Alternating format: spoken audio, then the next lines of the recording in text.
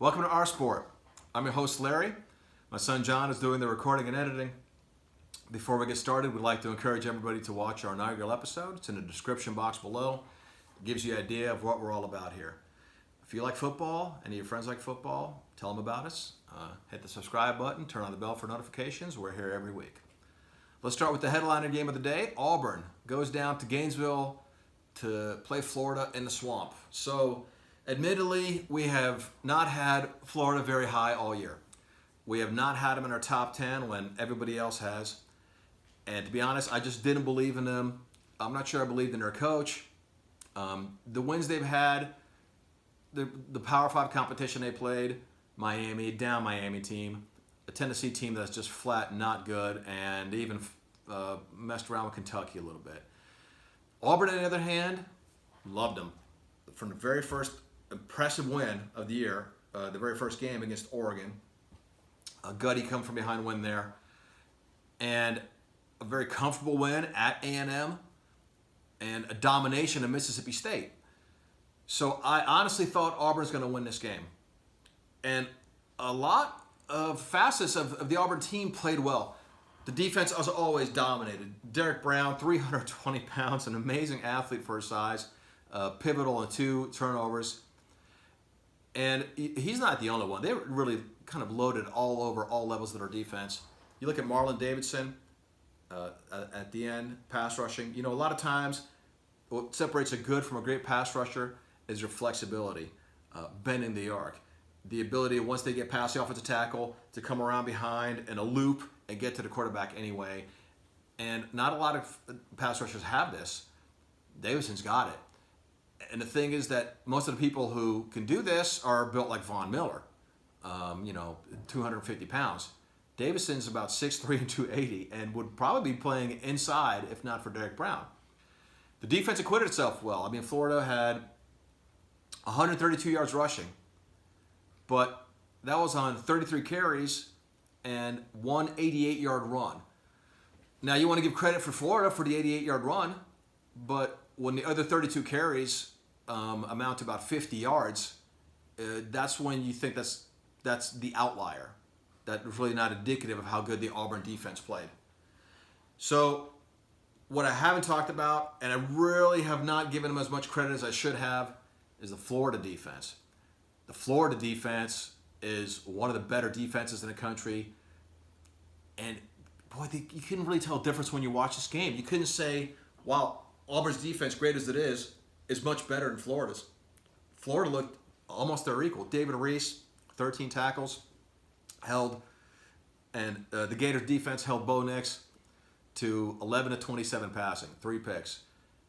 Now, when you play a true freshman quarterback, I don't care how good he is, unless he's Trevor Lawrence, and there's only one of those guys.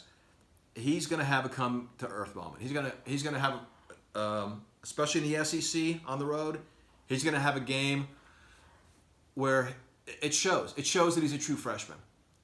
Too many tough road games in a row. Too many athletic, almost Sunday level players on the field, and this was the game where it showed. Auburn acquitted themselves well. I still like Auburn. I still have them in our top 10, but I put Florida in our top 10 too. Now, what Auburn needs is a break. They have a much-needed bye week coming up, and their schedule gets no easier. They still have LSU left. They still have Alabama left. They still have Georgia. So for them to have this record right now is impressive. Florida, meanwhile, I mean, you want to press me now? Win that next game. Win that next game. They're going to the LSU at night. This is where you see how good Florida really is. This was an impressive win. Maybe Auburn was tired. You could say that. LSU's not going to be a tired team. LSU's going to be ready for them. It's in Death Valley. Game day is there. The night games in LSU are the most hostile environment maybe in sports, in college football, I should say. So Florida has their chance. Florida's got some tough games coming up too with Georgia, but this is really probably their toughest game of the year. If they could win this, they're a serious playoff contender. So both of those teams are, as I said right now, in our top 10. Auburn still in there, even with the loss. But our number one team, our new number one team right now, is the Ohio State Buckeyes. So Michigan State goes into Columbus, and there have been times in the past under Mark D'Antonio where they have given Ohio State fits. They have crushed their season before their hopes. In the Big Ten championship game, Ohio State was going to be in the playoff or play for a national title, and Michigan State just broke their hearts. The year that Michigan State was 3-9, they almost beat Ohio State. They gave them a war. They were going for a 2-point conversion to win the game, and Ohio State barely escaped that game. It was a miracle. Well, I should say not a miracle, but they dodged one. Now, it started to change a little bit. Michigan State went into Columbus a few years ago, and that was a 42-3 game early, or I should say about somewhere in the second quarter. And you wonder if that has kind of changed a little bit.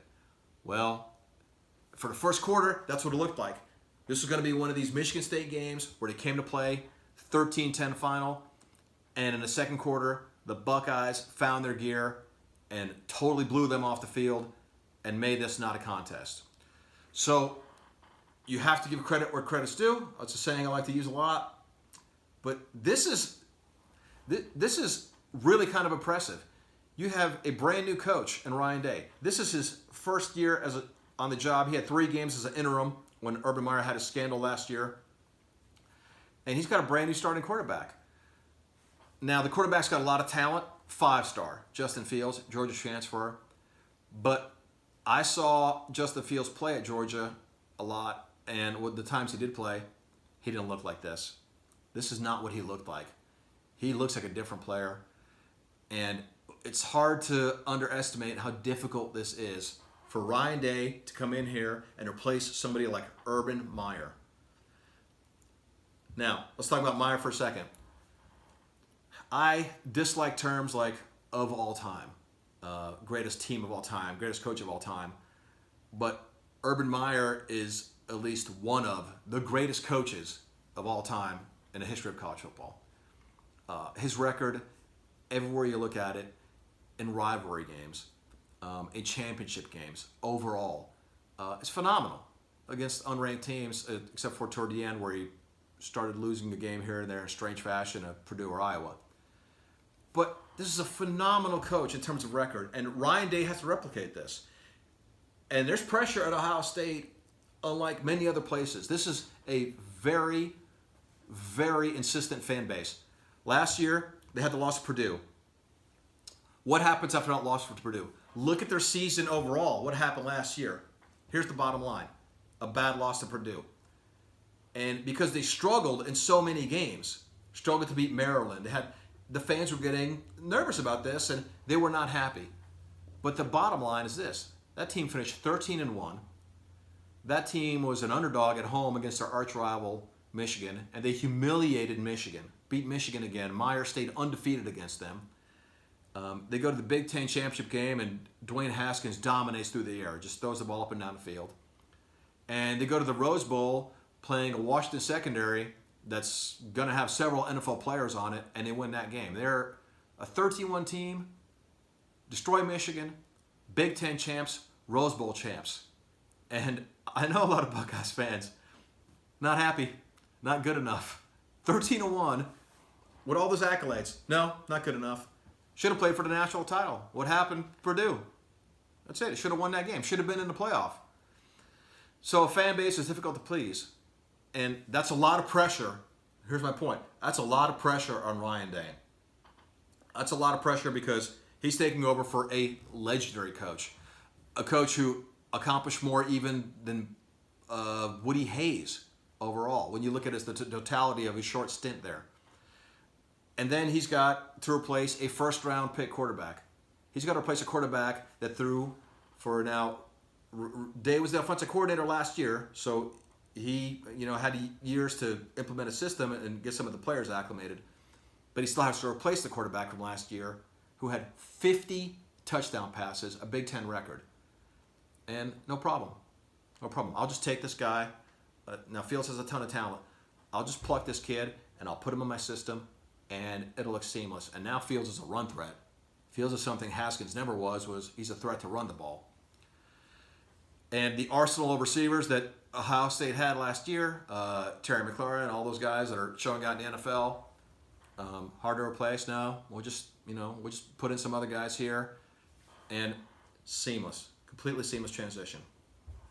When you look at their schedule, they're really not going to be challenged much. There's not many teams that can even hang with them. I expect them to go undefeated. I expect them to beat Michigan again in the Big House. I don't expect them to struggle with Michigan at this point from what we've seen from the Wolverines. And Ohio State is our new number one. So as I've said this before, you have to look at the season in its context when we have a top 10 list. This is not last year. You can't say Alabama and Clemson are number one this year because Alabama and Clemson were number one last year. You have to look at how they played this year and week to week. And Ohio State looks great every week. They're not struggling with anybody. Nobody's really challenged them right now. And I will add one amendment to what I've said before. I don't think anybody on their schedule could challenge them. Maybe Penn State. Penn State has looked similarly. They've had a lot of attrition through transfer and graduation, but they've recruited well, and these teams look like they're heading for a showdown in the Big Ten. Right now, Ohio State is the new number one team in the country. In the OurSport Top 10, you can see it right here. Alabama second, and as we go through, we're going to have some movement at some point. The top 6 teams in the top 10 in the AP are the same now as when they started the season. The season's been totally chalk. It's really been a little dull, to tell you the truth, and some of these teams are naturally going to knock each other off. What we need is a big upset, a fun upset that's fun to everybody except the team that gets upset. When Tennessee looked like they might have a chance against Georgia, boy, was that a good time. That would have been a blast. The Bulldogs fans would have hated it, but it's more indicative of what we've had over the years. All right, I'm going to bring in our recorder and editor here. I think a lot of times seasons have storylines beside who is the best team. I remember 2016. For some reason that year, corners were in abundance, and they seemed to be paired on teams. Florida had Tease Tabor, Quincy Wilson. Colorado had Akello Witherspoon, Chidobe Awuzie. The Buckeyes had Marshawn Lattimore, Gary Connolly. Michigan had Jordan Lewis and Channing Stribling. And these were like not only great corners on teams, they were 2 of them together, or 3 sometimes. And it was just strange to see like all these guys clustered in one spot. Now, the storyline this year, one of them, I think, NFL scouts have said they can't wait till the 2021 draft. Not the draft coming up 2020, but the one after, for all these receivers to come out, the Justin Rosses of the world. But the 2020 class, the one coming up right now, all the players in college, I don't understand. This is one of the best groups of receivers I've ever seen. Oh, yeah. They're all over the country, and some teams have them grouped together. Clemson, Bama, you have teams with 2, 3, 4 guys. I mean, right. Bama's 3rd or 4th guy, Devontae Smith, set the record for touchdowns and yards, and then USC has 2 guys. Michigan has 2 or 3 guys. Never used. Never used. Never used. But then also you just have single guys, like in Colorado, Laviscus Chenault is a first-round draft pick out there, just all alone. And he's not really talked about as much. We have a lot of guys who talk about that this is a first-round draft pick. Well, maybe not this year. Maybe not this year. Maybe he gets steps out. Maybe you can get first-round talent in the second round because there's so many guys that he's going to get bumped down. Think about this. If you're the Dolphins, okay? The Dolphins look like they're going to have the first pick in the draft. So what happens when you have the first pick, when you earn it, that's your slot, you have the first pick in the first round. Well, you've got the first pick in the second round and the first pick in the third. What kind of receiver could you get to help your quarterback with the first pick in the third round? You could have what's normally like a late first round type of talent. Lavisca Chenault might slide there. Oh, yeah. And then we talk about those guys, and it's kind of similar before how some teams were clustered. Their secondaries were clustered. 2 great corners here, 2 great corners there. And you're talking about Bama with 4 elite receivers. Justin Ross-Teague at Clemson, you talk about them. Amari Rodgers tore his ACL about 160 days ago. Mm-hmm. Came back. They said he sets the tone in that receiver room. He's not built like those guys, 6'4", lanky, wispy. He's kind of built like Josh Reed used to be for LSU, like 5'10", 200 like a running back. But they had to play against Syracuse. This is a guy who just had ACL surgery like 5 months ago. Trevor takes the ball. He just throws it to the sideline. Guy catches it. Gone. 87 yards. And then you have two freshman receivers coming in who look like Ross and Higgins. Nada is one of their 6'4". Oh, yeah. All these prototype guys. Right. You know, Sweeney was a wide receiver. He knows what he's looking for. Yes. And so he's always going to have wide receivers. But it's not only him. Everyone has not only good guys, but prototype guys. Yeah. I mean, out USC. Oh, yeah, Tyler Yeah, Bonds and all those 6'4" guys. Yeah. Like guys, not just wide receivers, but wide receivers who are over 6'3", which usually you have one or two of those guys, and they're not fast, Yeah. right? Guys who don't separate, Yeah. right? And like Mike Evans was the rarity, right? He separated a few years ago when Because he wasn't like Alshon Jeffrey, who was wasn't big like those guys. and a contested body catch. Oh, guy. yeah. Right. But he could break away. A lot of the bigger guys coming out more recently, like Mike Williams and Michael Thomas at Ohio State, not as much in the NFL, they don't separate as much, and that's their issue. They're big, but they can't, get away from a cornerback. Yeah. But this year, these guys can do that. These guys are fast enough where they're not just big. And this is, if you look at the Utah game against USC, Utah's a great team, and they have some people call the best defensive line in the country, but their secondary was a weakness. If you could exploit it, USC held up long enough. And that's what cost them the game. Their receivers were just out athleting Utah. They were the game plan was simple. We're just going to throw it down the field. And our guy is going to make a play on the ball because he's just a better athlete than yours, or your guy's going to panic and he's going to draw pass interference. Yeah. Yep. This is what Michigan should be doing with Nico Collins. But they're not. With Tariq Black.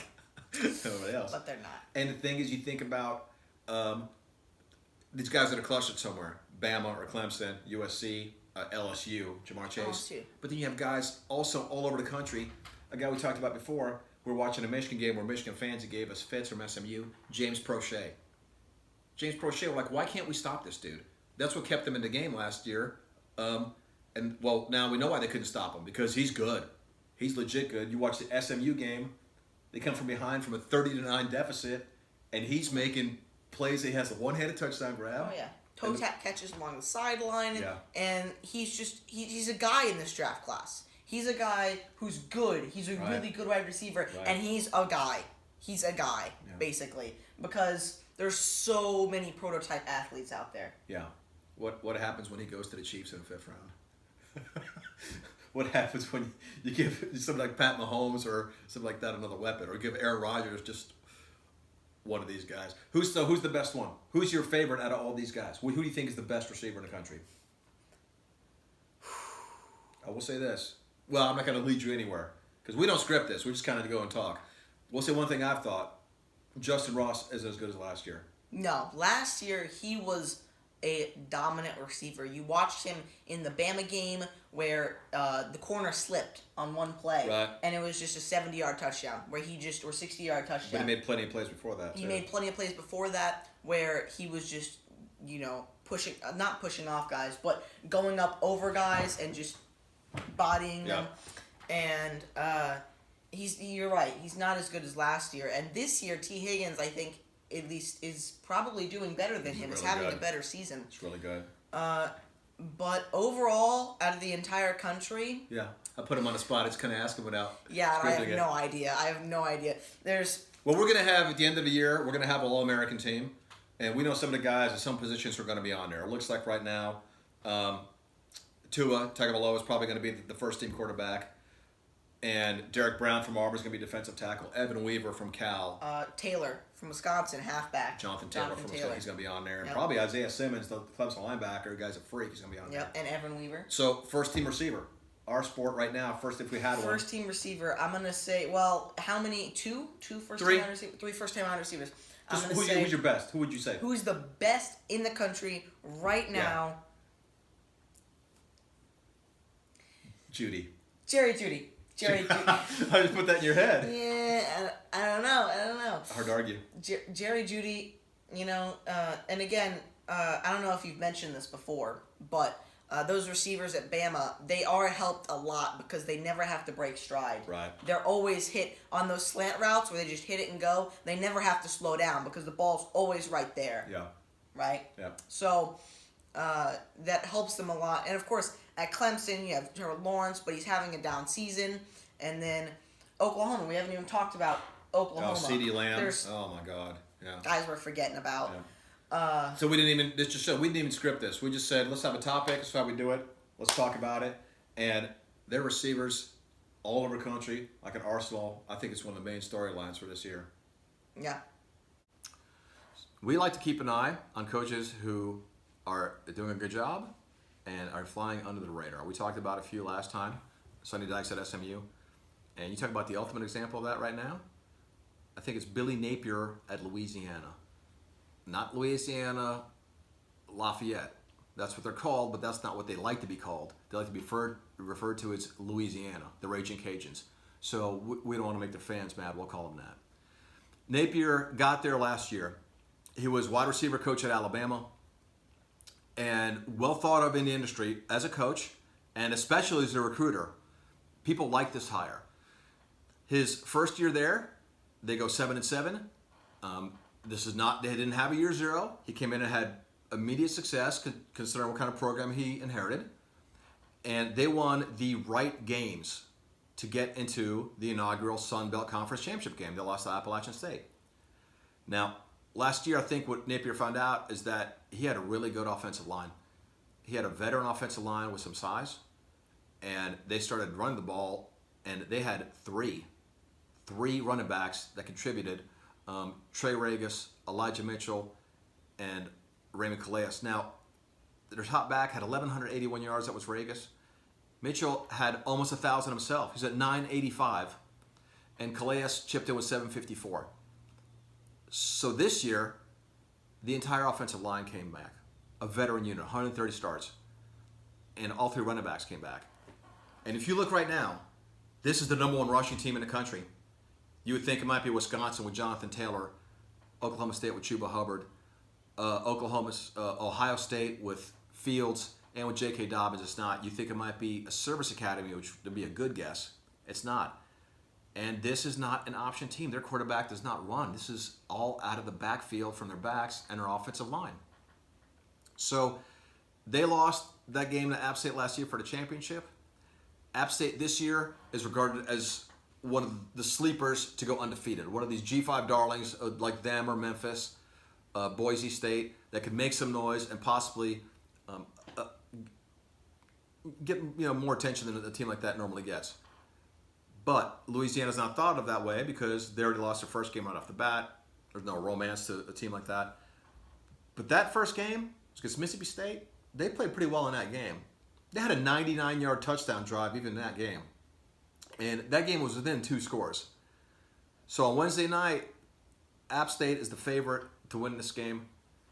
This is not your normal mid-level Sun Belt game. This is not Louisiana Monroe against Georgia Southern.